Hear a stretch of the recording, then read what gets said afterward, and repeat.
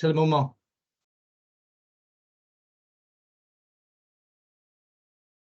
En fait, c'est moi qui a le plus de problèmes à me voir moi-même dans une conférence, mais bon, je suis payé pour ça, donc je veux quand même le publier. Je crois qu'on a tous ces problèmes-là de se voir, hein, c'est pas facile. Ouais. Écoute, il est 10h04. Il y a sans doute des gens qui vont embarquer, mais je vais quand même commencer. Bienvenue à la deuxième conférence de formation, cette fois-ci sur faciliter le cyclisme utilitaire. Moi, pour les gens qui ne me connaissent pas, parce que je vois des gens que j'ai jamais vus, je m'appelle Ben Valkenburg et je suis le chargé de projet pour Cycle Nord-Sud, pour le projet TED, donc le soutien à la mobilité et l'autonomie des travailleurs migrants, pour être précis, des travailleurs étrangers temporaires. Euh, le, le, la semaine passée, on a vu un premier qui touchait la conférence qui touchait la mécanique physique du vélo, la sécurité et aussi la mobilisation de citoyennes. On a eu Pascal Fiori de Solon qui nous a, Pascal Priori, il faut bien que je prononce son nom, qui nous a aidé à comprendre la dynamique derrière la mobilisation des citoyennes. Euh, on aura un troisième aussi dans 2 jours, le 29, qui touche plutôt la culture de vélo et le loisir, aussi très important. Euh, et aujourd'hui, on va donc aborder faciliter le cyclisme utilitaire avec 2 invités que je vais vous introduire dans un instant.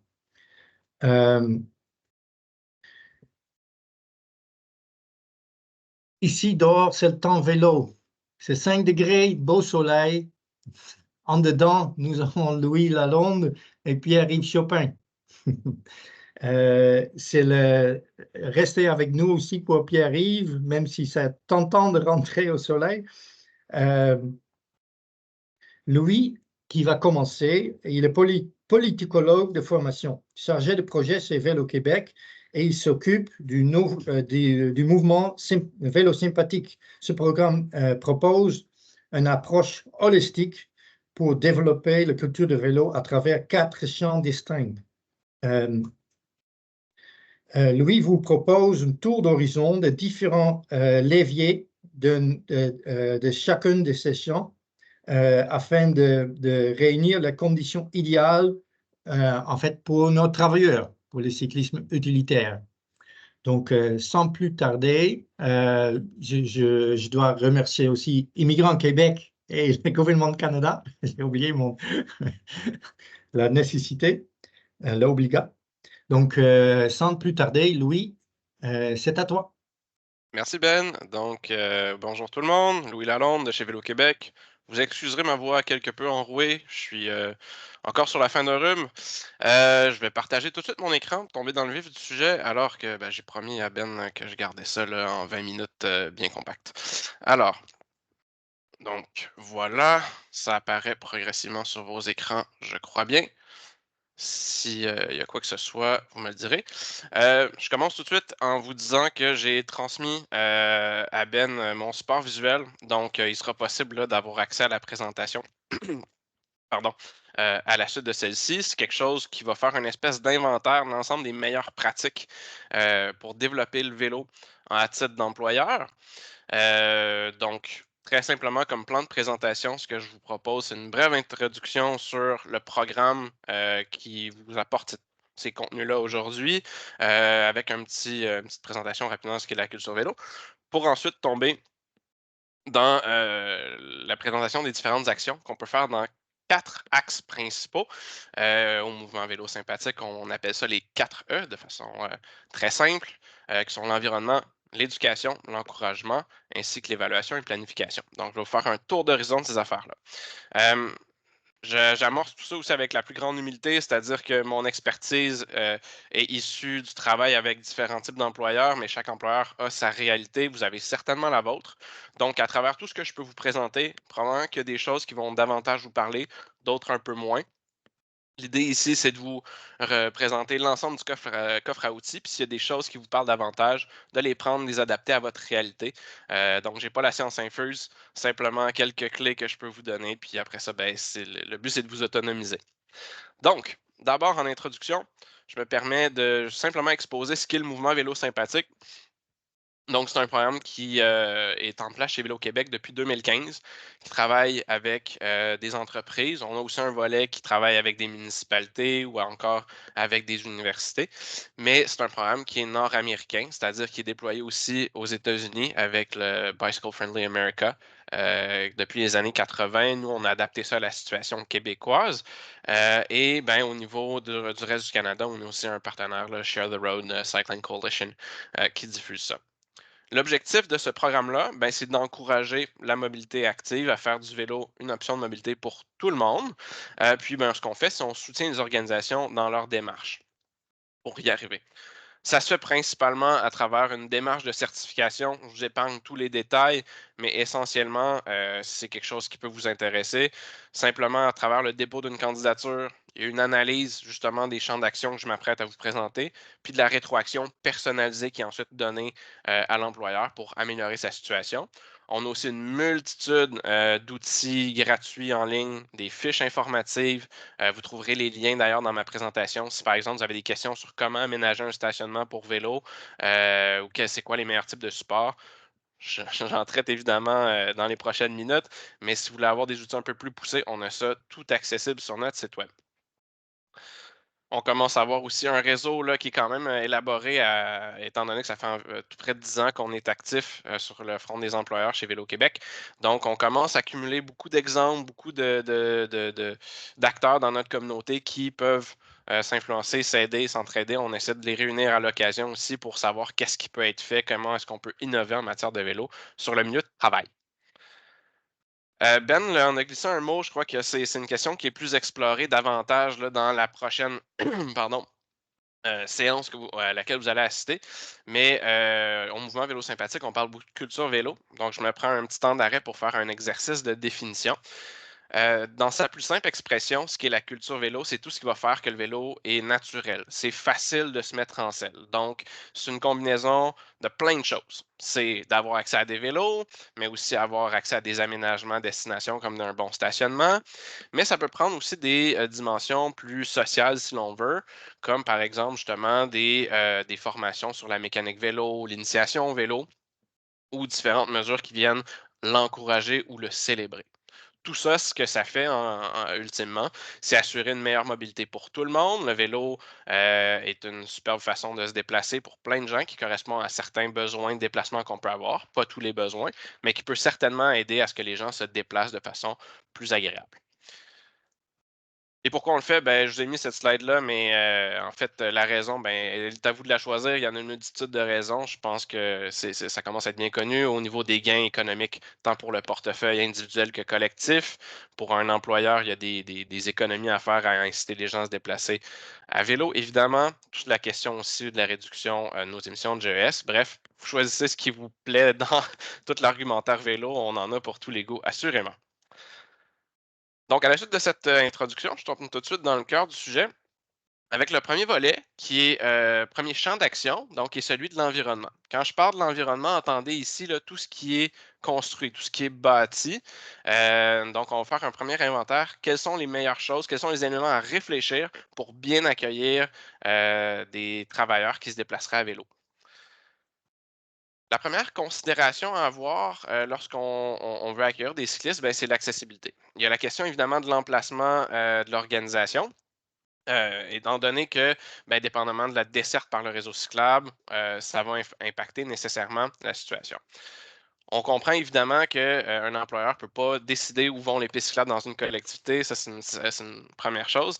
Néanmoins, à titre d'employeur, si on peut faire parvenir, on peut faire remonter ce type de préoccupations-là auprès des autorités municipales, par exemple, on peut avoir un certain poids. C'est-à-dire que, étant donné qu'on est un pôle générateur de déplacement, qu'on a un poids dans le développement socio-économique d'une collectivité, se faire entendre sur le prochain aménagement cyclable ou les enjeux de sécurité routière, c'est quelque chose qui peut améliorer l'accessibilité. Donc, il est possible de faire des exercices de représentation. Si cela fait référence à l'accessibilité un peu plus externe de l'organisation, mais il y a tout l'aménagement même du site. Souvent, lorsqu'on est à vélo, on est confronté à des barrières qui nous sont invisibles si on est avec d'autres modes. Par conséquent, si par exemple on a des enjeux d'accès au niveau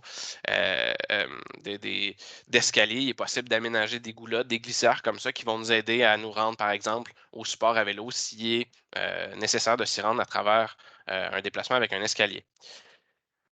Sur place, aussi sur le site, plusieurs acteurs vont avoir des grands sites où il va y avoir, par exemple, de la cohabitation avec des voitures. Ben, à ce moment-là, mettre un peu de peinture au sol ou désigner des corridors pour les cyclistes va aider à deux choses. D'abord, ça va aider les gens à s'orienter, à naviguer sur le site même à vélo, mais ça va aussi aider à rappeler la présence des cyclistes pour les autres modes, ce qui va assurément renforcer leur sécurité. Donc, il y a des gains à bien aménager son site avec des voies cyclables. Donc, on a un exemple ici où on a mis de la peinture, c'est un accès à un stationnement. Ce que ça fait, ben, c'est que les autos vont naturellement laisser un corridor libre pour que les cyclistes puissent se rendre à leur stationnement à vélo. Ça peut venir aussi sous la forme de signalisation. Je vous ai mis un exemple ici avec l'Université de Sherbrooke ou à son campus de Longueuil qui va avoir à ce moment-là, par exemple, une vélostation, donc un stationnement couvert pour vélo, et pour aider les gens à l'identifier, à naviguer sur le site.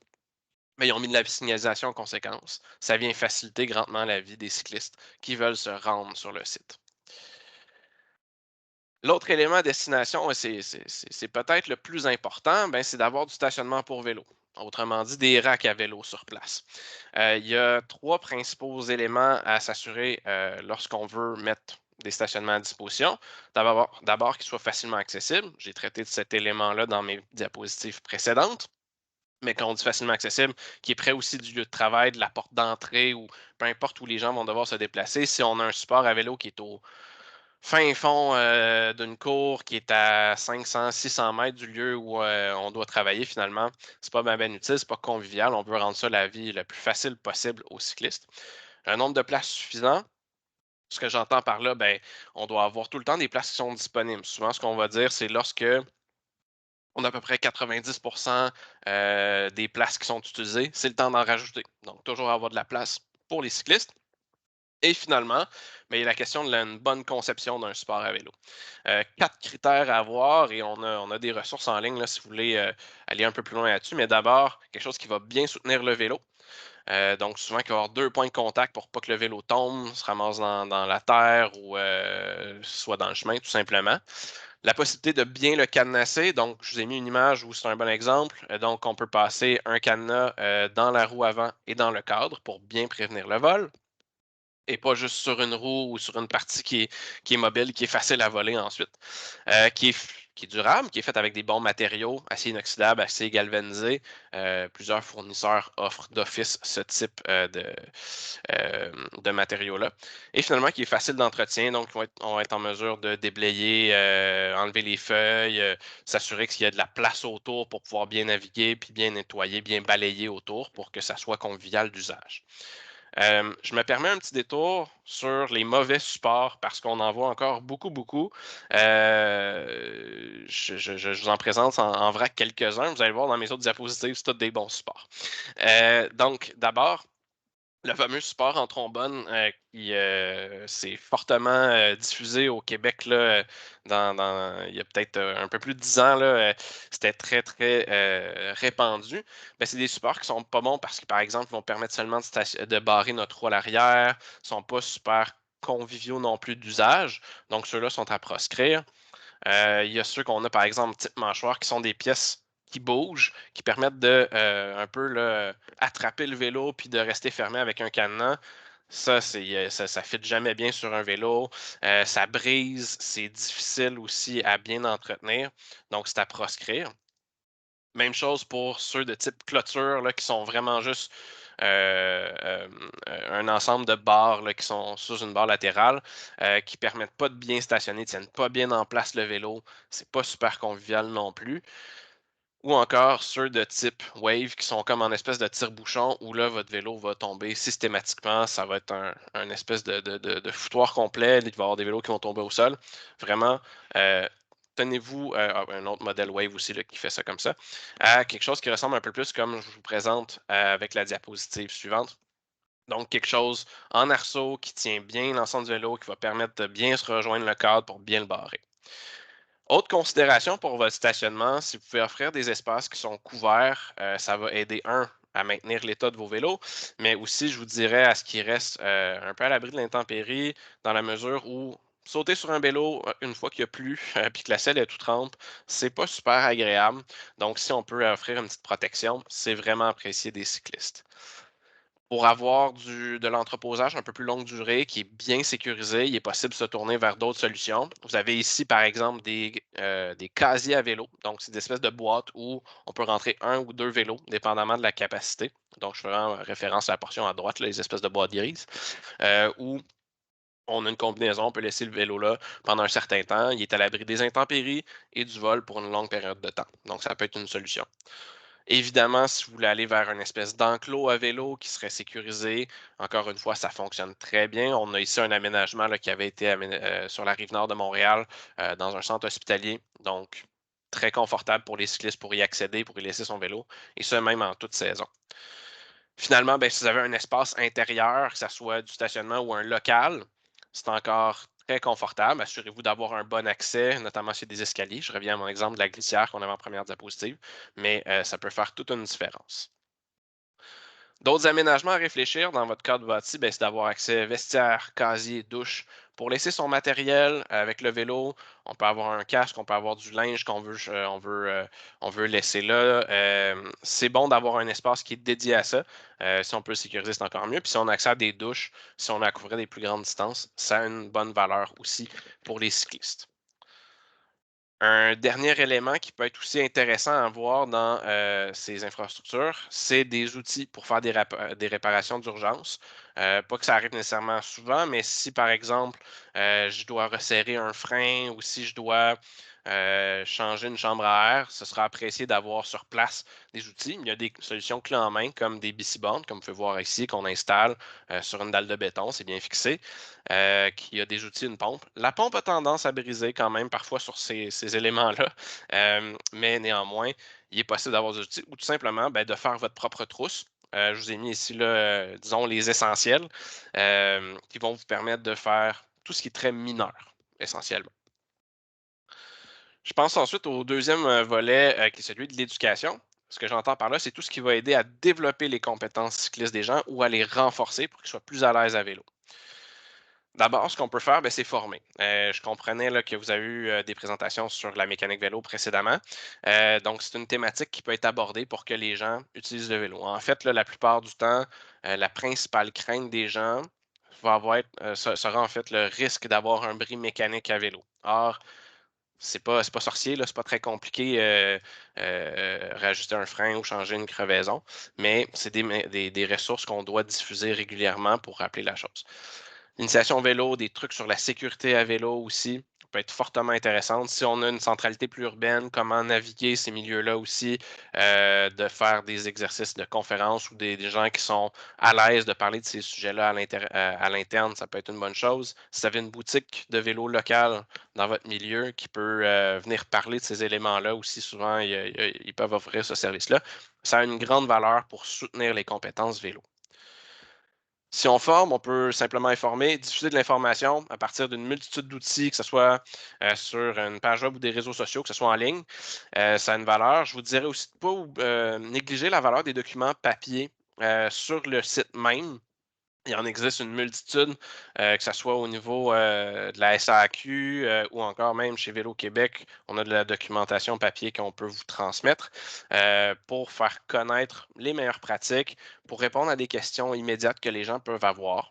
De l'affichage dans des lieux communs, que ce soit sur l'usage du vélo ou si vous avez une procédure, par exemple, vous avez des vélos qui sont à disposition, puis vous avez une procédure rattachée à leur usage.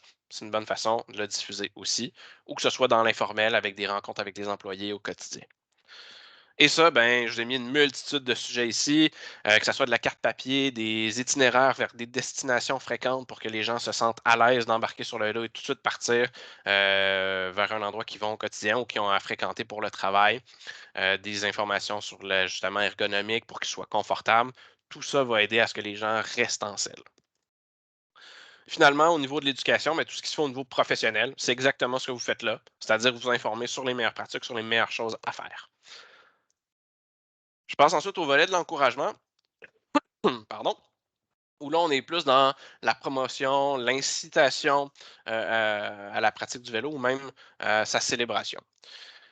Je commence d'abord avec des incitatifs. Il y en a une multitude. Il y en a d'ordre financier, non financier qu'on a recensé à travers l'ensemble des employeurs ou ce qui se fait à travers le monde, en fait. Que ce soit des allocations financières, ça, c'est une chose. Il y a aussi tout ce qui est non financier, c'est-à-dire qu'avoir, par exemple, l'opportunité d'avoir un retour garanti en cas d'urgence. Si vous avez accès, par exemple, à un service de taxi, puis que, ben, en cas de pépin, cette personne-là peut avoir un retour remboursé. Si vous avez, par exemple, une personne ressource qui peut aller lui prêter main forte ou encore un véhicule de fonction qui est disponible pour faire un déplacement plus rapide en cas d'urgence, ça peut être une mesure qui est intéressante. Offrir la réparation sur place de vélos personnels ou, bref, une multitude de façons qu'on peut inciter les gens à se mettre en selle. Ça peut être une belle façon d'en faire la promotion. Tout aussi le volet rattaché à la mobilisation, donc de désigner des personnes dans les équipes qui vont être des personnes ressources, qui vont être en mesure de répondre aux questions, de faire des opportunités de mentorat, faire des trajets à deux, par exemple, pour une première fois, pour quelqu'un qui aurait un sentiment de sécurité qui est moins bon, qui peut indiquer, ah, si tu veux te rendre à telle destination, moi, je te recommande de passer par là, viens, on va le faire ensemble. La valeur des personnes qui sont clairement désignées pour aider un collègue à l'interne, c'est très fort en fait. Ça va faciliter aussi le déploiement d'actions en matière de vélo parce que c'est des gens qui sont déjà mobilisés. Donc, si vous voulez organiser quelque chose, une clinique mécanique par exemple, vous avez des gens qui seront à disposition pour le faire. Cette promotion-là, justement, on vous invite à partager les avantages associés au vélo, que ce soit par des visuels ou de l'affichage. Si vous voulez faire une randonnée à vélo où on peut faire, par exemple, le tour des destinations, il y a un bel exemple du campus de l'Université Laval à Québec qui, avec leurs étudiants internationaux, ce qu'ils font, c'est qu'ils ont passé une entente avec le service de vélo partage à vélo dans la ville et ils ont loué pendant 2 heures des vélos, puis ils ont fait un tour vers l'épicerie, je sais pas moi, toutes les destinations qui étaient pertinentes. Puis c'était pour aussi s'assurer que tout le monde était bien à l'aise de se déplacer à vélo avec un vélo à assistance électrique dans leur cas en plus. Donc, ce type d'événement-là peut sembler anodin, mais est très porteur. Ça vient briser des barrières. Moi, du vélo, ça peut être je le mets là parce que ça peut être un bon moment pour tenir un type d'activité-là si ça fit dans votre horaire. Le mois du vélo, c'est en mois de mai. C'est une belle façon de souligner aussi que c'est le retour de la belle saison, donc qu'on peut ressortir les vélos. Donc voilà, si vous voulez souligner le coup, c'est très faisable en mai également. L'accès à des vélos peut être fort intéressant aussi, que vous ayez une flotte vous-même pour des gens, pour des déplacements professionnels ou quotidiens, pour faire du prêt de vélo, ça a une grande valeur. Je vous dirais, assurez-vous qu'il soit en bon état, que ce soit avec un partenariat avec une boutique locale ou que vous ayez quelqu'un à l'interne qui est capable de les maintenir en bon ordre de marche. Ça sera très apprécié. Puis je vous dirais avec ça d'avoir du prêt de matériel, que ce soit des lumières, que ce soit des sacoches, casques, cadenas, etc. Tout ça va faire en sorte que les personnes, que ce soit instinctif là, de sauter sur un vélo pour des déplacements quotidiens. Il peut être intéressant aussi de se doter de quelques vélos particuliers, des vélos cargo. Je vous ai mis une image ici. Ça peut être utile dans le cadre des fonctions du travail. Il existe par exemple ici à Montréal, là, au niveau de la voirie dans les parcs, ils utilisent des vélos cargo pour transporter des outils de jardinage. Donc, peut-être que c'est quelque chose qui est pertinent. Ou des vélos à assistance électrique pour couvrir de plus longues distances. Ça peut avoir une certaine valeur aussi. Je conclue avec le volet évaluation et planification. Il me reste peu de temps. Donc, la première chose à savoir dans ce volet-là, c'est tout ce qui considère la mise en place d'un plan d'action, mais aussi des ressources puis des données qu'on peut récolter pour bien cibler nos efforts. Donc, ça commence d'abord avec des ressources qui sont adéquatement choisies. D'abord, avoir une personne qui est responsable sur place de réfléchir un peu le vélo, puis qui a des petits moyens financiers. Pas besoin d'immensément de budget pour réfléchir de l'achat de matériel, mais il faut avoir des sous, il faut avoir quelqu'un qui s'y penche.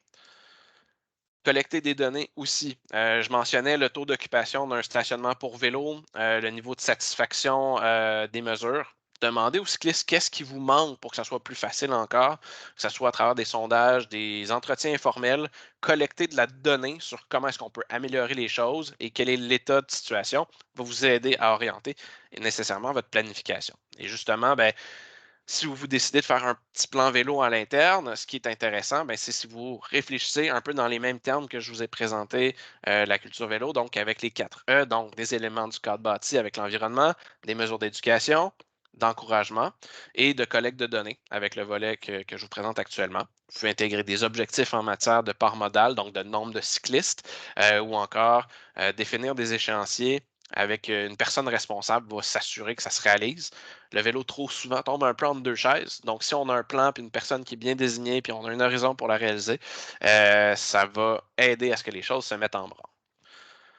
Ça fait un peu le tour de mon rapide tour d'horizon. Vous allez plus loin, je vous ai mis des liens vers une multitude d'outils sur le site du mouvement Vélo Sympathique. On a une banque de ressources qui recense des exemples et des outils pour l'ensemble des mesures que je vous ai présentées. Je vous invite à aller faire un tour de ce côté-là. Et voilà, ça fait le tour pour moi. Merci beaucoup. Merci beaucoup, Louis. Vraiment, très content. Je dois vous avouer que j'ai une partie prise aussi parce que j'étais pendant quelques années juge pour le volet vélo, pour la certification vélo sympathique. Et je dois vous avouer que j'ai vu beaucoup de créativité dans les candidatures, dans les soumissions. Et j'ai aucune difficulté à m'imaginer un grand ferme qui soumet une candidature.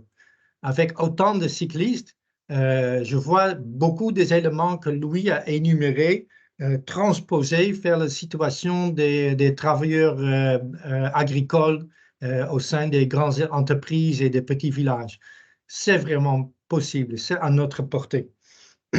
Donc, je vous invite à regarder aussi dans le courriel de suivi le site web que j'ai tout mentionné, que Louis a mentionné. Et il y a une panoplie de ressources. C'est vraiment énorme ce que Vélo Québec a accumulé à travers le temps au niveau des idées et des ressources. Donc encore merci. Je passe maintenant à la présentation je suis très content d'avoir Pierre-Yves. Pierre-Yves est un titulaire de maîtrise d'ingénierie des systèmes urbains. Passionné par les questions de mobilité et d'aménagement urbain et de sécurité routière, il travaille pour Vivre en Ville depuis 2010. Il se consacre à créer des outils destinés aux professionnels et aux décideurs, ainsi qu'à accompagner les collectivités québécoises dans l'amélioration de leurs pratiques en matière de transformation des milieux de vie et de conception des espaces publics. Je suis arrivé sur le chemin de Vivre en Ville et Pierre-Yves à travers le beau publication que je vous avais partagé aussi dans le courriel, le petit collectivité viable. Et c'était vraiment, ça m'a ouvert le jeu. Sans plus parler, je suis déjà vendu, mais maintenant encore vous. Pierre-Yves, je te donne la parole. Ça marche. Merci beaucoup. Je partage mon écran et je démarre ça tout de suite. Merci pour la présentation, Ben.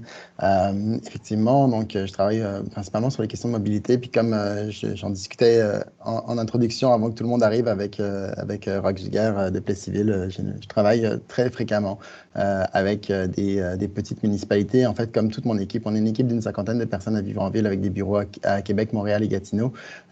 Et malgré notre nom, on travaille beaucoup avec des petites collectivités, des petits villages, des villes de banlieue pour améliorer les pratiques, comme disait Ben, sur les questions d'aménagement, de mobilité, également d'accès au système alimentaire, des questions d'abordabilité du logement. Bref, tout ce qui fait de nos milieux de vie des milieux qui peuvent être plus agréables et plus durables. On travaille sur ces questions-là avec les différents paliers gouvernementaux, donc également avec des activités, je dirais, plus politiques de représentation. En ce qui me concerne, je travaille effectivement sur les questions de mobilité et de sécurité routière, principalement depuis quelques années à vivre en ville. Je vais passer au travers de quelques éléments pour essayer de voir ensemble comment est-ce que nos collectivités et les acteurs qui en font partie, et en l'occurrence vous, en tant qu'organisation qui travaillez avec ces travailleurs ou en tant qu'employeur, vous pouvez avoir un impact. Donc, on sort du terrain de l'employeur qu'a abordé Louis, et puis on va dans la collectivité. Très rapidement, sur les questions de sécurité et d'aménagement, ce qu'on sait, c'est que, évidemment, la vitesse est un des facteurs déterminants en matière de risque en cas de collision. Donc, les usagers non protégés, donc que ce soit les piétons ou les cyclistes, ont énormément plus de risques de mourir s'ils se font frapper à 50 km/h, 40 km/h et encore plus à 70 ou encore plus à 90, évidemment. Donc, face à ça, les stratégies sont finalement assez simples, mais évidemment pas si simples que ça à mettre en place. Il faut soit réussir à faire baisser les vitesses là où c'est possible, là où ça s'y prête, particulièrement dans les milieux de vie, soit réussir à séparer le plus possible les usagers non protégés des véhicules routiers. Parce que ce qu'on sait aussi, c'est que la signalisation et la répression ne suffisent pas. Donc, d'avoir un panneau qui va dire la limite est de 70 km/h ou de 50 km/h ou de 30 km/h, peu importe, va pas vraiment changer. Ce qui va déterminer ça, c'est principalement l'environnement routier. Et de la même façon, la présence de policières, outre le fait qu'on a sans doute mieux à faire avec nos policiers que de les mettre à nous flasher sur la route, la présence policière a également un effet très limité sur les comportements. Ce qui se passe, c'est que nos comportements en tant qu'automobilistes, et je pense qu'on le vit tous au quotidien quand on roule, sont principalement déterminés par l'environnement qu'on a créé généralement pour être sécuritaire pour les automobilistes. Donc, pour pouvoir avoir des courbes qui se négocient facilement, des distances de dégagement, des distances d'arrêt suffisantes, etc. Des choses qui font en sorte que c'est relativement sécuritaire de se déplacer en voiture ou dans un véhicule sur nos routes, mais ça l'est beaucoup moins quand on n'est pas protégé par une carcasse d'acier. Donc, cette photo-là, elle aurait pu être prise à peu près n'importe où. Elle est prise en l'occurrence dans le secteur du lac Saint-Jean, parce que même si le tour du lac Saint-Jean est un des itinéraires cyclotouristiques les plus populaires au Québec, on retrouve malgré tout quand même des aménagements qui sont similaires à un peu partout ce qu'on voit au Québec, donc des grandes routes avec un accotement. Bon, au moins il y a un accotement cyclable, mais qui signifie pas grand-chose, qui est avec de la garnotte et puis avec des entrées charretières, etc., qui vont créer des situations de conflit. Donc, ces environnements-là, ils sont partout au Québec, puis ils le sont particulièrement dans les milieux ruraux à l'entrée et à l'extérieur des agglomérations. Et quand on rajoute la question de la mobilité de travailleurs temporaires, puis là, je vais faire le même exercice d'humilité que Louis tout à l'heure, c'est pas un sujet auquel je me suis réellement intéressé avant d'être sollicité par Ben. Puis je trouve ça réellement intéressant, toute la démarche que fait Cyclo Nord-Sud de mobilisation et de fourniture de vélos aux travailleurs. Mais c'est certain que quand on ajoute cette question-là de la ruralité et des travailleurs temporaires, on met des défis supplémentaires. Donc, évidemment, les différences culturelles, je pense que vous en êtes bien conscient, ça ressort aussi dans le travail que fait Cyclo Nord-Sud. Aussi des déplacements qui vont être plus longs, qui vont être hors des milieux urbanisés, qui vont être hors des itinéraires classiques, parce que les entreprises, particulièrement les entreprises agricoles, vont être partout sur le territoire et pas forcément là où on a le plus d'équipements. Ce sont des personnes évidemment qui ont des options très limitées en matière de déplacement, qui dépendent parfois de transport organisé par l'employeur, ou qui dépendent, ou sinon souvent de leur vélo pour se déplacer, pour se rendre au village ou à la ville la plus proche. Et puis, des conséquences potentiellement dramatiques en cas d'accident. Si c'est toujours dramatique qui qu'on soit d'avoir un accident, mais ça l'est encore plus quand on est loin de sa famille, quand on est dans un environnement dont on ne maîtrise pas forcément la langue, et quand notre corps est notre principal outil de travail. Évidemment, les perspectives d'une invalidité est encore plus dramatiques. Donc, je vais passer au travers de quelques aménagements qu'on peut voir dans le milieu rural ou dans les petites collectivités, et qu'on peut envisager. Puis ensuite, on va regarder comment est-ce qu'on fait un peu pour aller de l'avant, faire en sorte que les choses puissent bouger. En toute transparence, le milieu rural, à l'extérieur des agglomérations, c'est un défi majeur en raison de l'étendue du réseau. Évidemment, on ne pourra pas du jour au lendemain avoir un réseau qui va couvrir l'ensemble des routes du Québec. C'est juste trop étendu. Les besoins, même si ce serait désirable, les investissements que ça requerrait sont évidemment bien trop importants. Mais on peut quand même envisager des améliorations au fil du temps, au fil des réflexions. Puis ça, c'est pour ça que c'est important de se placer dans une situation proactive, de dire, OK, à quels endroits est-ce qu'on veut des améliorations pour que quand il y a des transformations, quand il y a des réflexions de route, on en profite pour saisir ces opportunités-là.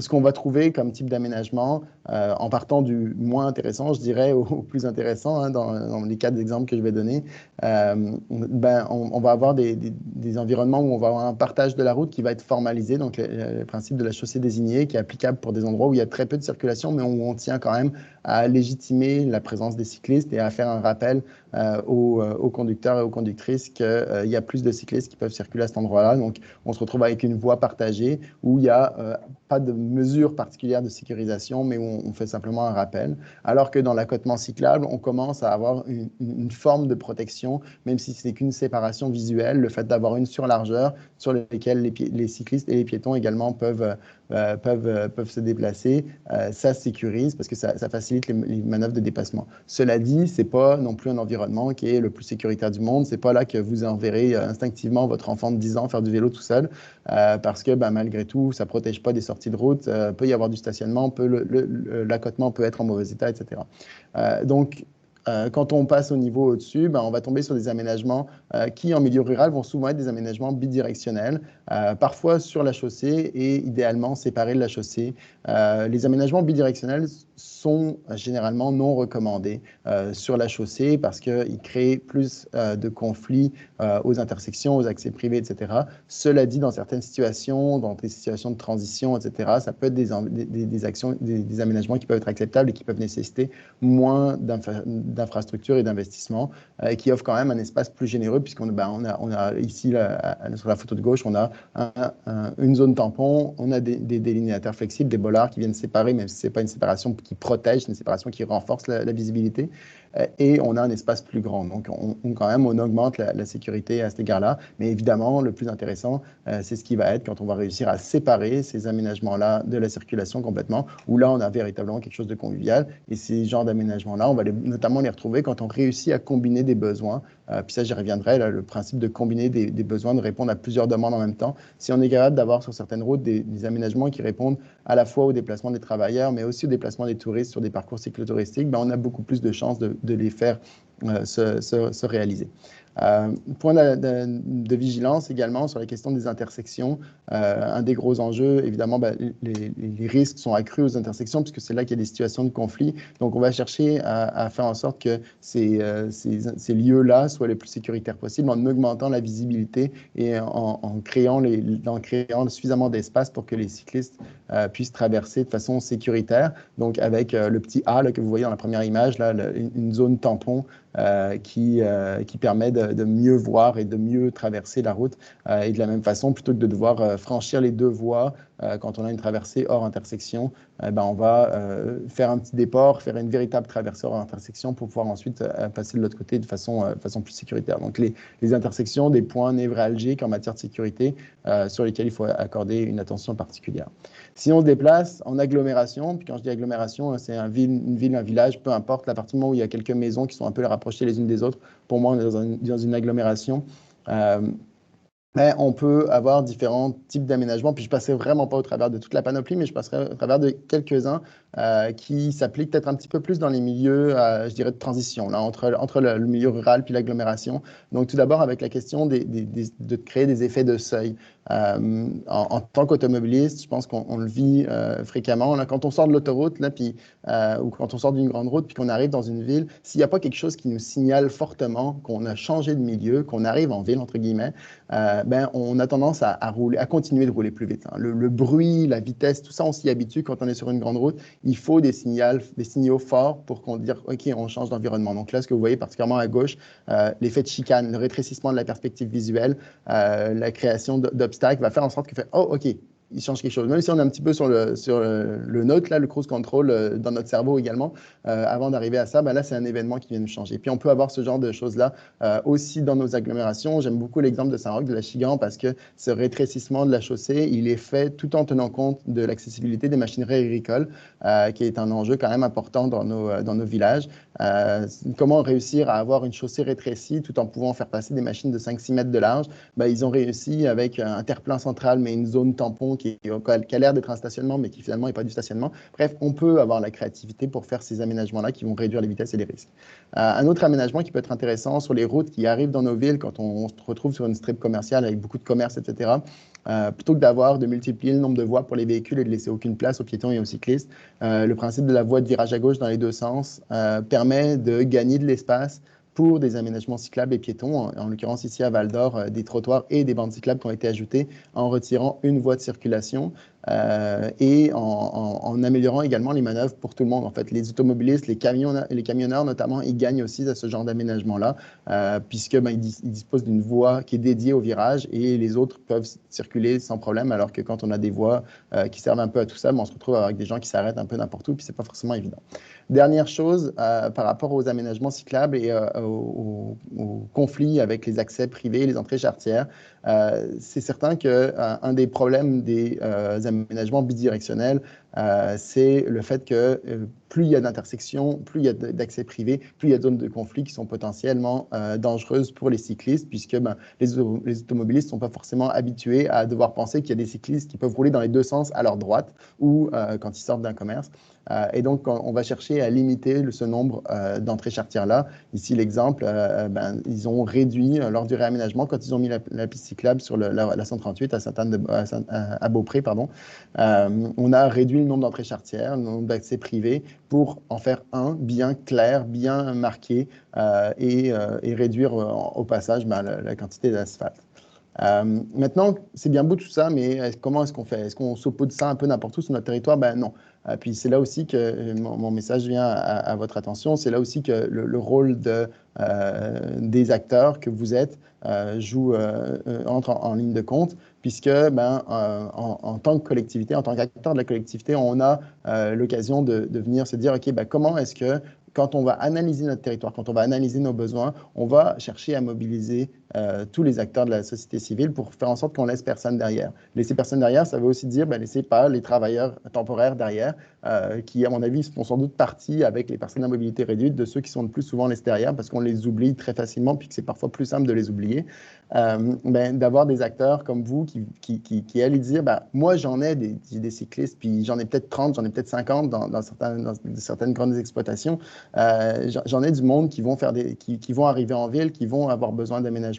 Pensez à nous. Moi, ils partent de tel point, ils vont à tel endroit, on connaît leurs habitudes, voici ce qui ressort quand on leur parle, etc. Tout ça, ça va permettre de faire ressortir des problématiques auxquelles on va chercher à répondre, puis surtout pour lesquelles on va chercher à trouver des points de convergence entre les différents intérêts. Faire en sorte que les enjeux de sécurité de certains rencontrent les besoins d'esthétique d'autres et les besoins de vitalité commerciale d'autres acteurs, par exemple. Tout ça pour faire un meilleur cadre de vie, ça va permettre de s'asseoir ensemble et de cheminer ensemble vers un meilleur projet, puis d'aller plus loin, d'aller plus dans le détail. Quand on travaille sur le terrain à Vivre en Ville, on passe toujours par une étape de connaissance de la localisation des activités, puisque c'est la base de nos déplacements. C'est un exemple qui, en l'occurrence, est assez impie au sud de Sainte-Hyacinthe. L'exemple en tant que tel n'est pas forcément important. L'idée, c'est de dire comment est-ce qu'on fait en sorte de regarder notre terrain et regarder nos acteurs. Où est-ce qu'il y a des gens qui se déplacent pour aller où? Qu'est-ce qu'ils font? Quels endroits est-ce que les gens ont besoin d'aller? Et ça va permettre de dire, OK, on va déterminer des lignes de force auxquelles on va devoir accorder une importance plus grande. On va pouvoir croiser ça aussi avec des enjeux sociodémographiques. Quelles sont les zones où on a le plus de personnes défavorisées, par exemple, qui vont avoir plus besoin de mobilité autre que la voiture, parce que parfois pour des raisons de moyens, etc. Donc, cette connaissance des territoires-là, on l'a tous un petit peu là, chez nous, on le sait un petit peu, les élus, les décideurs, les professionnels municipaux le savent, mais il faut prendre le temps de la mettre à plat et de la regarder calmement et de s'entendre sur, OK, on a ce portrait-là, maintenant, qu'est-ce qu'on en fait? Et puis, il y a un petit peu la même chose qui est à faire avec le réseau routier. Les professionnels municipaux en matière de transport utilisent des classifications qui sont basées sur des questions de débit, sur des questions de hiérarchie routière, qui font peu de cas du réseau réel et de la façon dont on l'utilise, particulièrement en tant que piéton ou en tant que cycliste. Ici, l'exemple d'Alma, en rouge, c'est toutes les rues qui sont considérées comme importantes, donc des artères, des collectrices, des routes régionales, etc. Et en bleu, c'est tout ce qui est considéré comme local. Et donc, il n'y a pas de nuance dans ce qui est considéré comme local, alors que quand on regarde de façon plus détaillée, il y a des voies qui jouent un rôle structurant à l'échelle des quartiers, qui vont permettre de traverser, de passer d'un quartier à l'autre, etc. Et donc, qui naturellement vont être des axes qui vont être privilégiés par les piétons, par les cyclistes, parce qu'ils jouent un rôle naturel dans les déplacements et également par les destinations qu'elles desservent. Le fait de reconnaître cette réalité-là, c'est déjà un grand pas qui va nous permettre de prioriser ensuite les interventions et notamment de cibler donc, les lieux stratégiques, les voies principales, mais qui sont principales pour les modes de déplacement qu'on veut chercher à sécuriser et les intersections qui sont les endroits les plus accidentogènes. Faire ça pour essayer, comme je disais tout à l'heure, de maximiser les bénéfices, d'aller créer des points de convergence, de combiner les enjeux de sécurité, d'environnement, d'esthétisme, de vitalité, d'économie d'entretien, etc. On va augmenter les chances de faire cheminer des projets. Et puis, évidemment, penser à aménager pour tout le monde, de la trottinette à la marchette, du travailleur au camionneur, faire en sorte que les besoins vont répondre au plus de personnes possible. C'est non seulement plus efficace et plus intéressant, mais c'est aussi plus mobilisateur et ça va permettre de motiver davantage les intervenants, notamment municipaux, auxquels vous allez pouvoir parler quand ils vont comprendre que finalement, ce que vous amenez comme projet, comme besoin, comme difficulté que les personnes vivent, ça va dans le même sens que d'autres clientèles parce qu'ils ont un plan municipalité amie des aînés, ils ont un plan, une planification famille, ils ont ce genre de choses-là et quand on montre ces points de convergence-là, on a beaucoup plus de chances de faire changer les choses. J'espère que ça va vous inspirer, puis j'ai très très hâte de vous entendre pour les prochaines minutes, parce que je pense que vous avez aussi plein de choses à nous apprendre, aussi bien à Louis qu'à moi, à ces sujets-là. Merci beaucoup. Merci beaucoup, Pierre-Yves. C'est vraiment c'est dense. Il y a beaucoup d'informations. Oui, c'est dense. Je m'excuse. Non, c'est bien, c'est bien. C'est ce qu'on veut. On veut. Est-ce qu'il y a des questions? Sinon, j'en aurais quelques-uns.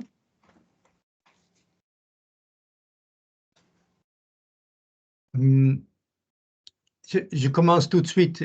Pierre-Yves, notre auditoire est probablement loin de conception urbaine des routes et tout. S'ils veulent faire des démarches, ils ont sans doute besoin des alliés et des amis, disons. Peux-tu me juste dresser, j'ai pensé à ça tantôt, mais il y a tout de suite des organismes qui me viennent en tête et c'est à toi de dire est-ce que c'est approprié ou pas. Je pense notamment à des centres régionaux de l'environnement, des conseils régionaux d'environnement. Ouais. Est-ce que ça, c'est une porte d'entrée? Oui, tout à fait. En fait, toutes les organisations, un peu c'est déjà Vélo Québec en tant que tel, une grosse porte d'entrée, évidemment. Ouais. Nous, on le fait, c'est pas notre mandat principal, c'est les mandats de service conseil, etc. qu'on fait, c'est vraiment pas notre tâche principale, mais on le fait à l'occasion. Mais sinon, toutes les organisations comme les CRE, les conseils régionaux de l'environnement qui sont partout sur le territoire, les centres de gestion des déplacements, qui eux aussi travaillent directement avec les employeurs, qui sont souvent des prestataires, entre guillemets, de services là, pour Vélo Québec aussi, sont des acteurs. Mais je ferai un petit retour sur ton intro. Là, oui, vous êtes loin de la spécialisation sur les conceptions, etc. Mais c'est correct parce que c'est ça qui est important de savoir. Ce qui est important de savoir, c'est pas qu'est-ce que vous pensez qui devrait être fait. Est-ce que vous pensez qu'il devrait y avoir un arrêt à tel endroit ou une piste cyclable à tel endroit? Oui, vous pouvez avoir des idées, puis c'est correct de les partager. Mais ce qui est important de savoir, c'est qu'est-ce qu'on a comme besoin. Puis ça, les experts ne peuvent pas tout savoir à la place du monde. Puis on a besoin de cette information-là. Et après, les experts, quand ils ont des problèmes, puis particulièrement les ingénieurs, tu le disais tantôt, j'ai une formation d'ingénierie. Un ingénieur, c'est fait pour résoudre un problème. Si on arrive avec une solution, avant d'avoir le problème, l'ingénieur va faire « Wow, attends un peu. » là. Alors que si on arrive avec le problème, fait comme « Ah, OK, tu as un problème, on va travailler ensemble pour le régler. » Puis ça, c'est notamment vrai avec le ministère des Transports également. Là. OK. Juste pour votre information, j'ai fait j'ai fait quelques visites des fermes et j'ai fait aussi des remarques. À quelques occasions, je suis allé en vélo pour avoir l'expérience locale. J'ai fait un petit document, j'ai envoyé à Pierre-Yves et à ma grande surprise, était content avec. Donc, je vais vous le partager aussi, ainsi que des liens que j'ai entendus, les centres de gestion de déplacement local, par exemple. Il y a une association, je pense, qui vous pouvez guider vers votre centre de gestion de déplacement local. Donc, je vais le partager dans le courriel de suivi que vous avez aussi un accès au site web des potentiels alliés dans votre travail. Est-ce qu'il y a d'autres questions? Non? Écoute, je vais pas éterniser. On est un peu tôt. On a encore 5 minutes si vous voulez nous rajouter des choses. Sinon, juste une petite remarque, parce on est une multitude de gens autour de la table, mais j'ai entendu à plusieurs reprises le coffre d'outils, notamment de Louis. C'est important de savoir aussi que j'ai littéralement envoyé des coffres d'outils pour ne pas mélanger les deux concepts. Donc, j'espère que tout est bien rentré chez notre partenaire habituel pour la distribution. Si vous avez tous reçu votre coffre d'outils et des pièces de rechange, c'est un bon départ pour faire un petit pont avec le discours de Louis. Oui, il y a déjà des choses sur place chez notre partenaire pour organiser un petit événement autour de vélo où des réparations puissent être faites parce qu'on n'a pas nécessairement un mécano, mais au moins on a les outils de base. Et j'ai compris dans ma visite des fermes, parmi des travailleurs, il y a habituellement un ou deux qui savent utiliser ces outils-là. Et ça sera une bonne occasion d'organiser un événement autour. Si vous n'avez pas des questions, je vais vous laisser à votre travail. Encore, merci beaucoup Louis et Pierre-Yves d'avoir pris le temps aussi de plonger dans le sujet. J'ai vu des images avec des travailleurs de Pierre-Yves. Ça montre qu'il a vraiment fait son devoir. Merci, ça m'a fait plaisir. Ouais. Donc, merci encore. Et je vous souhaite tous vous voir pour la dernière conférence le jeudi prochain qui sera donc présentée par une seule présentatrice. Ça sera très animé. C'est Laura Pédebas ou bien le cyclo-nomade. Donc, merci beaucoup et passez une belle journée. Merci, bonne continuation. Bonne journée, merci. Bonne journée, tout le Merci monde. tout le monde. Merci, au revoir. Au revoir.